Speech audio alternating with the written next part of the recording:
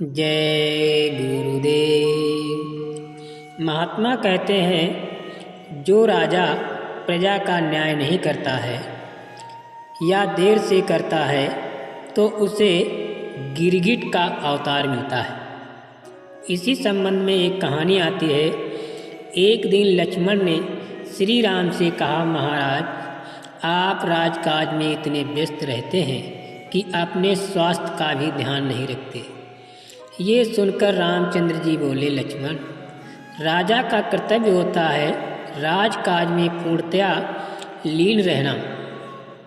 तनिक सी असावधानी हो जाने पर उसे राजा नरक की भांति भयंकर यातना भोगनी पड़ती है।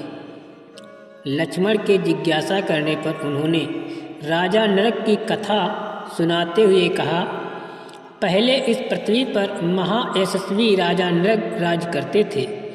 वे बड़े धर्मात्मा और सत्यवादी थे। एक बार उन्होंने तीर्थराज पुष्कर में जाकर स्वर्ण विभूति बछड़ों युक्त 1 करोड़ गौओं का दान किया। उसी समय उन गौओं के साथ एक दरिद्र ब्राह्मण की गाय बछड़े सहित आकर मिल गई और राजा नृग ने संकल्प पूर्वक उसे भी किसी ब्राह्मण को दान कर दिया। उधर वो दरिद्र ब्राह्मण वर्षों तक स्थान स्थान पर अपनी गाय को ढूंढता रहा। अंत में उसने कनखल में एक ब्राह्मण के यहाँ अपने गाय को पहचान लिया। गाय का नाम श्यामला था। जब उसने गाय को नाम लेकर पुकारा तो वो गाय उस दरिद्र ब्राह्मण के पीछे हो ली। इस पर दोनों ब्राह्मणों में विवाद हो गया। एक कहता था गाय मेरी है और दूसरा कहता था कि मुझे ये राजा ने दान में दी है। दोनों झगड़ते हुए राजा नरक के यहाँ पहुँचे।